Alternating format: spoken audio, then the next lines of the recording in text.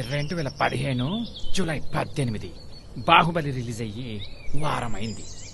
ఇతను ఉంగమ్మ రవి కొత్తగా ఒక ఇంజనీరింగ్ కాలేజీలో చేరి లెక్చర్లా కనపడకుండా ఒక పర్ఫెక్ట్ స్పాట్ సెట్ చేసుకొని మిడిల్ బెంచ్లో సెటిల్ అయ్యాడు.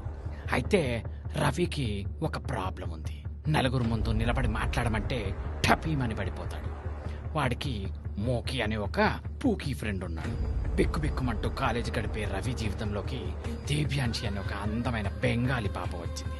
ఎలాగైనా తనతో మాట్లాడాలి అనుకుంటాడు రవి.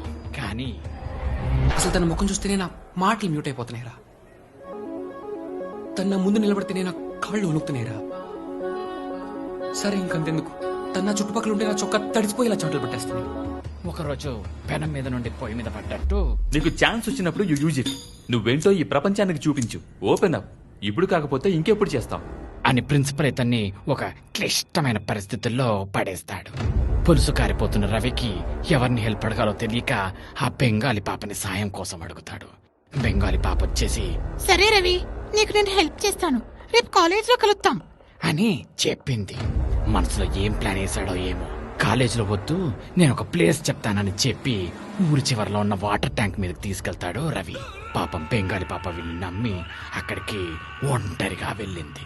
తనతో ఒక్కరోజు కూడా సరిగ్గా మాట్లాడలేని రవి అసలు మాట్లాడతా అని చెప్పి ఎందుకు తీసుకెళ్లాడు? ట్యాంక్ పైకి ఎందుకు తీసుకెళ్లాడు?